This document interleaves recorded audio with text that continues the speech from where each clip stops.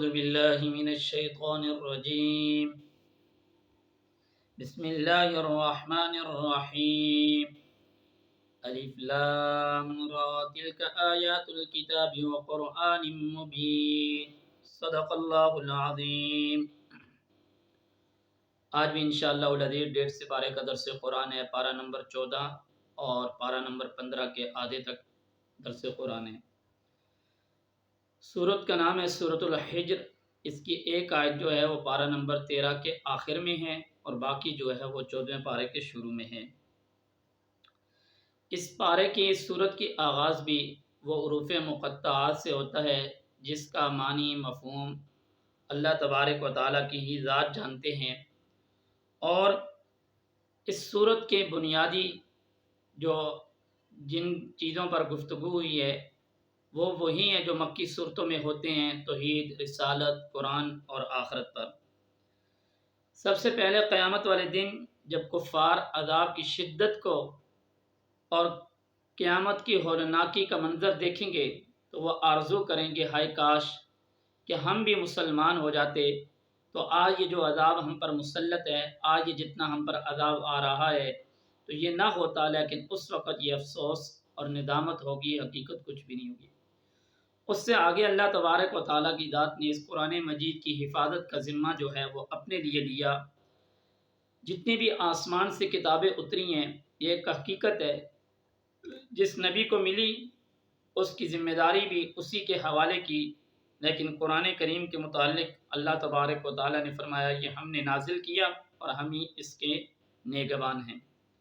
آگے اس سورت کے متعدد آیات میں اللہ تعالیٰ کی قدرت اور اللہ کی وحدانیت کے دلائل ذکر کیے گئے ہیں جو چیخ چیخ کر اس بات کی گواہی دے رہے ہیں: آسمان، زمین، چاند، ستارے، پہاڑ، سورج، سمندر، نہریں، درختیں اور پرندوں کی صورتیں ہر جگہ میں پھیلے ہوئے. کہیں فرمایا ہم ہی نے آسمان کو پیدا کیا، کہیں زمین کو پیدا کیا. کہا کہ یہ کون ذات ہے جو ان کو پیدا کرنے والی؟ ایک ذات ہے، وہ اللہ کی ذات ہے. اس کے بعد توحید اور قدرت کے تکوینی دلائل ذکر کرنے کے بعد انسان کی تخلیق کی ابتدا کا قصہ بیان کیا گیا جو اس دنیا کے پہلے انسان ابو البشر جناب حضرت آدم علیہ نبینا علیہ السلام کی پیدائش کی صورت میں سامنے آیا. آپ کی پیدائش یقیناً ایک قدرت کے مظاہر میں سے ایک مظہر ہے.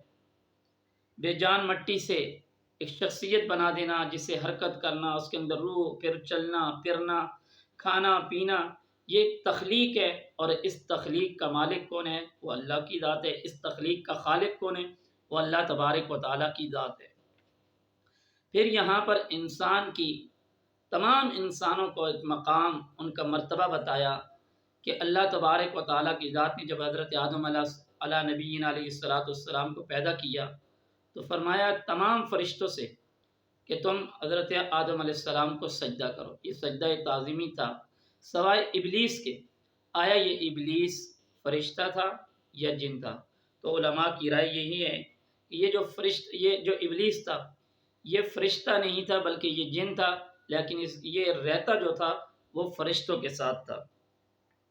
اور اسی طریقے پر اللہ تبارک و تعالیٰ کی ذات نے جہاں جنت کا تذکرہ کہ جہنم کا تذکرہ کیا، وہیں پہ ساتھ ساتھ جہنم کا بھی تذکرہ کیا.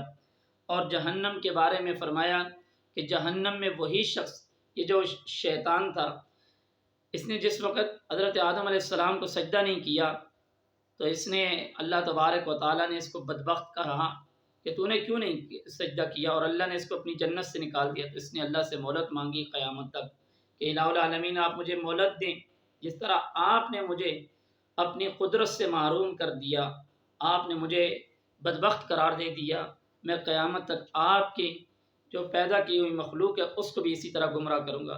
اللہ نے کہا جاؤ آپ کو مہلت ہے، لیکن جو تیرے ساتھی ہوں گے، جو شقی اور بدبخت ہمیشہ کے لیے ہوں گے، وہ تیرے ساتھی ہوں گے، لیکن جو میرے بندے ہوں گے وہ کبھی بھی آپ کی بات نہیں مانیں گے. اور دوسری جہاں جہنم کا تذکرہ ہے کہ وہ جہنمی لوگ ہوں گے، وہ جہنم میں جائیں گے، ان کے لیے میں نے جہنم تیار کر رکھی ہے. وہیں پہ جنت کا تذکرہ بھی موجود ہے کہ اللہ تبارک و تعالیٰ کی ذات نے فرمایا جو آدمی جنت جیسی امن، سلامتی اور راحت اطمینان کی جگہ جگہ ہے، وہاں پہ انسان کو کوئی غم نہیں ہوگا، مصیبت نہیں ہوگی، کوئی پریشانی نہیں ہوگی، ہر طرف امن و امان ہوگا، انسان لطف اندوز ہوگا، اس کو کوئی مسئلہ مسائل کوئی مصیبت نہیں ہوگی، جو اس کے دل میں آئے گا اللہ تبارک و تعالیٰ کی ذات اس کو وہ عطا کریں گے۔ اس کے بعد اللہ کی رحمت اور فضل و احسان کے بعد حضرت ابراہیم علیہ السلام کے مہمانوں کا تذکرہ ہے۔ وہ انسانی شکل میں آئے، انہوں نے حضرت ابراہیم علیہ السلام کو آ کر کے بچے کی بشارت دی، تو حضرت ابراہیم علیہ السلام نے کہا کیا میری عمر، میں بچے اب ہمارا بچہ پیدا ہوگا؟ روایتوں میں آتا ہے اس وقت حضرت ابراہیم علیہ السلام کی عمر مبارک جو تھی وہ 120 سال کے قریب تھی۔ تو ظاہر بات ہے کہ انسان کو اس وقت اس عمر میں اگر بچہ کی خوشخبری سنائی جائے تو انسان کے دل میں ویسے بھی یہ بات ہو سکتی ہے یہ تو عمر ہی ایسی ہے، اس میں کیسے بچہ پیدا ہو سکتا ہے؟ تو فرشتوں نے کہا کیا آپ اللہ تبارک و تعالیٰ کی رحمت کی امید نہیں ہے؟ تو انہوں نے کہا کہ ضرور ہے۔ ان کا مقصد یہ تھا کہ اس عمر میں، یا ان کے ذہن میں یہ تھا کہ کیا ہمیں دوبارہ زندگی ملے گی، دوبارہ جوانی ملے گی، یا میں کسی اور عورت سے شادی کروں گا تو تب اللہ تبارک و تعالیٰ کی ذات مجھے اولاد دیں گے؟ تو انہوں نے فرمایا کہ اللہ تبارک و تعالیٰ کے ہاں ایسا ہی ہے کہ اللہ آپ کو اولاد دے گا۔ جس وقت حضرت ابراہیم علیہ السلام کو خوشخبری سنا دی، اس کے بعد حضرت لوط علیہ السلام کے پاس آئے اور ان سے کہا کہ آپ اور اپنے ساتھ اپنے اہل کو لے کر نکل جائیں، آپ کی جو قوم ہے اس کی سرکشی، اس کے گناہ، اس کی معصیت بہت ہو چکی ہے، اب اس کے اوپر اللہ تبارک و تعالیٰ کی طرف سے عذاب آنے والا ہے۔ اس کے بعد وادی حجر کے رہنے والے یعنی حضرت صالح علیہ السلام کو بھی کی جو قوم تھی ان کی ظلم، زیادتیاں اور راہ پر اتنی زیادہ ہو چکی تھی، تو اللہ تبارک و تعالیٰ کی طرف سے وہ ایسے ایسے معجزات مانگتے تھے، اللہ نے ان کے لیے وہ معجزات ظاہر کیے حضرت صالح علیہ السلام کے ہاتھ سے، اور لیکن ان ظالموں نے ان معجزات کا بھی انکار کیا، اور اس سے بڑھ کے جو اونٹنی پیدا ہوئی جو پہاڑ سے پھر حاملہ بھی ان کے سامنے دودھ بھی دے، ان ظالموں نے اسی کو ہی ہلاک کر دیا۔ پھر اللہ تبارک و تعالیٰ کی طرف سے ان پر ایسے ایسے عذاب نازل ہوئے کہ ان کو ایک جگہ میں جمع کر کے ایک ہی جگہ میں اور پھر ان کو ہلاک کر کے رکھ دیا۔ سورۃ خجر کے آخری رکوع کے اندر قرآن کریم کی نعمت کا ذکر ہے کہ جسے یہ نعمت اللہ تبارک و تعالیٰ عطا کر دیں قرآن کی، اس کا ذہن میں اس کے دل میں مالداروں کی محبت نہیں ہونی چاہیے بلکہ اللہ کی محبت ہونی چاہیے۔ آگے سورۃ النخل ہے، یہ مکی صورت ہے۔ نخل شہد کی مکھی کو کہا جاتا ہے، کیونکہ اس صورت کے اندر شہد کی مکھی کا تذکرہ موجود ہے۔ یہ بھی ایک عام مکھیوں کی طرح ایک مکھی ہے، لیکن وہ حکم الہی سے ایسے حیرت انگیز کام کرتی ہے جس کے کرنے سے انسان کی عقل بھی عاجز رہ جاتی ہے۔ خواہ چھتہ بنانے کا عمل ہو، آپس میں مختلف ذمہ داریوں کی تقسیم ہو، یا دور دراز علاقوں سے درختوں سے باغات سے غلہ لانے کا ہو، یا فصلوں سے قطرہ قطرہ شہد کا حصول ہو، ان کا ہر امر بڑا ہی عجیب ہوتا ہے۔ ان کے بنائے ہوئے چھتے میں سے 20 سے 30 ہزار تک خانے ہوتے ہیں۔ یہ طے بطے خانے مختلف چیزوں کے ہوتے ہیں، کسی جگہ کے اندر ان کے بچے ہوتے ہیں، کسی میں انڈے ہوتے ہیں، اور اسی طریقے پر مختلف چیزیں ان کی ہوتی ہیں، اور ایسے چھتے وہ بناتی ہیں کہ انسان کی عقل حیران رہ جاتی ہیں۔ اور پھر ان کی حفاظت کے لیے علیحدہ مکھیاں ہوتی ہیں، پھر اس جو ان کا گھر بنا ہوا ہوتا ہے اس کی دیکھ بھال، جہاں سے اس میں اگر کوئی مسئلہ مسائل ہو اس کو درست کرنا، یہ ساری کی ساری یہ شہد کی مکھیوں کا کام ہوتا ہے۔ ان سب کی سب شہد کی مکھیوں کے اوپر ایک بڑی مکھی ہوتی ہے جو اس کے اوپر ان سب کی نگرانی کر رہی ہوتی ہے۔ اگر شہد کی مکھیوں میں جس وقت باہر جاتی ہیں وہاں سے جو چیزیں لے کر آتی ہیں وہ وہاں پہ پھولوں پہ پھلوں پہ ایک ایسا نشان چھوڑ دیتی ہیں کہ کوئی دوسری مکھی آئے تو وہ آ کر کے یہاں اپنا وقت ضائع نہ کرے کہ اس کو پتہ ہو۔ اگر خدا نخواستہ کوئی مکھی ایسی گندگی چیز سے کوئی چیز لے کر آ جائے، جیسے ہی وہ دروازے پر پہنچتی ہے اس کا چیک اپ ہوتا ہے، اگر وہ وہاں پہ ایسے پائی جاتی ہے اس کو سزا یہ ملتی ہے، اس کو قتل کر دیا جاتا ہے۔ اے انسان ذرا سوچ تو صحیح، ایک شہد کی مکھی اگر غلط کام کرے اسے قتل کر دیا جاتا ہے۔ اے انسان تو بتا تو نے کس کس چیز کے اندر غلط کام نہیں کیے، کس کس چیز کے اندر ملاوٹ نہیں کی، کس کس چیز کے اندر تو نے دھوکہ دہی نہیں کیا ہوا، کس کس چیز کے اندر تو گڑبڑ نہیں کرتا، کیا تو شہد کی مکھی سے بھی عبرت حاصل نہیں کرتا؟ اور اس کے بعد سورۃ النحل کو سورۃ النعم بھی کہا جاتا ہے۔ اس میں کثرت کے ساتھ اللہ تبارک و تعالیٰ کی نعمتیں سورت کی ابتدا سے مطالعہ کیا جائے تو پہلے قرب قیامت کا ذکر ہے، پھر وحی کو ثابت کیا گیا جس کا مشرک انکار کرتے ہیں، پھر اللہ کی نعمتوں کا ذکر ہوا کہ آسمان، زمین، فرش، عرش، آسمان کو چھت بنایا، انسان کو ایک نطفے سے پیدا کیا جن کے مختلف ناموں میں مختلف منافع ہیں، جو پائے پیدا کیے ان کے اندر انسان کے لیے مختلف منافع پیدا کیے، سبزیاں، کھیت، گوشت، ہر چیز اللہ تبارک و تعالیٰ کی ذات نے انسان کے لیے بنائی اور انسان کو اپنی عبادت کے لیے پیدا کیا۔ اس کے بعد جامع ترین آیت، اس صورت میں وہ جامع ترین آیت بھی ہے جس کے بارے میں حضرت عبداللہ بن مسعود رضی اللہ تعالیٰ عنہ فرماتے ہیں کہ قرآن کریم کی یہ آیت خیر و شر کی سب سے جامع ترین آیت ہے، جسے سن کر ولید بن مغیرہ جیسا دشمن اسلام بھی تعریف کرنے پر مجبور ہو گیا۔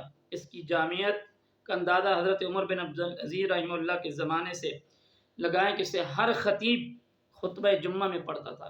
یہ سورۃ النحل کی آیت نمبر 90 ہے۔ ان اللہ یأمر بالعدل والاحسان وایتاء ذی القربى وینہی، عدل کا حکم عام ہے، احکام اور معاملات میں بھی عدل ضروری ہے، فرائض، واجبات، اولاد، پڑوسیوں اور رشتہ داروں کے تمام حقوق اس کے اندر بیان کیے گئے، اور ہر اچھا عمل احسان ہے۔ احسان کا تعلق اللہ کے ساتھ ہوتا ہے، جماعت اور خاندان کے ساتھ، یہاں تک کہ حیوانوں کے ساتھ بھی احسان کا حکم دیا گیا ہے۔ ہر عمل ایسا جس کی کباط بالکل واضح و فحشہ ہے، جیسے زنا، لواطے، شراب، جوا وغیرہ۔ سورت کے اختتام پر حضرت ابراہیم علیہ السلام کی تعریف کی گئی ہے، وہ زندگی بھر توحید خالص پر جمع رہے۔ حضور اکرم صلی اللہ علیہ وآلہ وسلم کو ان کی اتباع کی ملت کا، ان کی جو ملت ہے اس کے اتباع کا حکم دیا گیا ہے، اور اسی طریقے پر جب آخری آیت میں آپ کو صبر کرنے اور تنگ دل نہ ہونے کی تلقین کی گئی، لہذا ابتدا اور انتہا میں بالکل مناسبت جو ہے وہ واضح ہے۔ پارہ نمبر 15 سورۃ اسراء۔ اسراء کا معنی ہے رات کو لے کر جانا، چونکہ اس سورت میں واقعہ معراج کا ذکر ہے، جس کو ہمارے آقا صلی اللہ علیہ وآلہ وسلم کو رات کے وقت مسجد حرام سے مسجد اقصیٰ، پھر وہاں سے آسمانوں پر لے جایا گیا، اس لیے اسے سورۃ اسراء کہا جاتا ہے۔ ایک بات ذہن میں رکھ لیں کہ واقعہ معراج جو ہے یہ حالت بیداری میں ہوا ہے، نیند میں نہیں ہوا ہے، جس کے لیے اتنا خاص انتظام کیا گیا ہے۔ تو اس سے یہ بات ثابت ہوتی ہے کہ واقعہ معراج جو ہے وہ حالت نیند میں نہیں بلکہ بیداری کی حالت میں ہوا، اور یہ نبی کریم صلی اللہ علیہ وآلہ وسلم کے معجزات میں سے ایک بہت ہی بڑا اور ایک اہم معجزہ ہے۔ بنی اسرائیل کو پہلے سے بتا دیا گیا تھا کہ تم ملک شام میں دوبارہ فساد مچاؤ گے، اور دونوں بار ہم بطور سزا کے تمہارے اوپر اپنے بندوں کو مسلط کر دیں گے۔ چنانچہ پہلی مرتبہ جب انہوں نے تورات کی مخالفت کی تو حضرت شعیب علیہ السلام جیسے انبیاء علیہ السلام کو ناحق قتل کر دیا، تو ان پر بخت نصر اور اس کے لشکر کو مسلط کر دیا، جو پورے ملک میں ایک کنارے سے دوسرے کنارے تک پھیل گیا۔ انہوں نے علماء کو، رؤساء کو قتل کر دیا، تورات جلا ڈالی، بیت المقدس کو ویران کر دیا، بہت سارے اسرائیلیوں کو قتل کر دیا۔ دوسری بار یہودیوں کا فتنہ اس وقت عروج پر پہنچا جب انہوں نے حضرت زکریا علیہ السلام، حضرت یحییٰ علیہ السلام کو شہید کر دیا، اور وہ گناہوں میں اس قدر حد سے بڑھ گئے کہ اب کی بار بابل کا ایک بادشاہ جیسے بردوس یا خردوس کے نام سے یاد کیا جاتا ہے، ان پر مسلط کیا گیا۔ یہی فتنہ اور فساد یہود کی تاریخ رہی ہے کہ نبی کریم صلی اللہ علیہ وآلہ وسلم کے زمانے میں بھی انہوں نے اپنے آبا کی روایت کو مطابق یعنی جاری رکھتے ہوئے سازشوں کی جو راہ اختیار کی تھی، ان پر مسلمانوں کا غلبہ عطا کر دیا گیا، جنہوں نے انہیں جزیرہ عرب سے نکال دیا۔ ماضی قریب میں ہٹلر نے ان کے لیے خدائی کوڑا ثابت ہوا، جس نے بے شمار یہودیوں کو قتل کیا، بے شمار کو زندہ جلا ڈالا۔ پھر آج ان کا فتنہ فساد جو ہے وہ عروج پر پہنچ چکا ہے۔ نہ جانے اب کون ان کے لیے ایسا پیدا ہوگا جو ان کے لیے کار عذاب الہی کا ذریعہ بنے گا۔ قرآن کریم کی عظمت، انسان کی فطرت، طبیعت میں دخل، جلد بازی، ہر انسان کے ساتھ اس کے عمل نتائج کے لازم ہونے کا ذکر کے بعد اجتماعی زندگی اس کو بیان کیا جا رہا ہے کہ اللہ کے سوا کوئی عبادت کے لائق نہیں ہے۔ والدین کے ساتھ، بلائی کریں، رشتہ داروں کے ساتھ، مسکینوں کے ساتھ، مسافروں کے ساتھ، مال کو فضول خرچی میں نہ اڑاؤ، بخل نہ کرو، ہاتھ اتنا کشادہ رکھو کہ کل کو پچھتانا پڑے، اپنی اولاد کو مفلسی کے ڈر سے قتل نہ کرو، کسی جاندار کو نہ حق قتل نہ کرو۔ مختلف تعریفیں اور مختلف حقوق بیان کیے گئے۔ اس کے بعد آخر میں فرمایا، مشرکین کے بارے میں بتایا کہ وہ اللہ تعالیٰ کی طرف بیٹیوں کی نسبت کرتے ہیں اور اخروی زندگی کا انکار کرتے ہیں، اور بڑے تعجب کی بات ہے جب ہم مر کر بوسیدہ ہو جائیں گے تو کیا ہماری ہڈیاں جب ختم ہو جائیں گی کیا ہم دوبارہ زندہ ہو جائیں گے؟ یہ مشرکین کے اعتراضات تھے، تو اللہ تبارک و تعالیٰ کی ذات نے فرمایا دوبارہ آپ زندہ ہو گئے۔ اس صورت میں قرآن کریم کی عظمت، صداقت، اس کے نزول کا مقاصد اور اس کے معجزے ہونے اور اللہ کی طرف سے انسان کی تکریم دیے جانے، اسے روح اور زندگی جیسی نعمت کے عطا ہونے، نبی کریم صلی اللہ علیہ وآلہ وسلم کی نماز سے تہجد کا حکم دیا جانا، حضرت موسیٰ علیہ السلام اور فرعون کا قصہ، قرآن کریم کا تھوڑا تھوڑا نازل ہونے کا قصہ اور اس کی حکمتیں جیسے مضامین بھی مذکور ہیں۔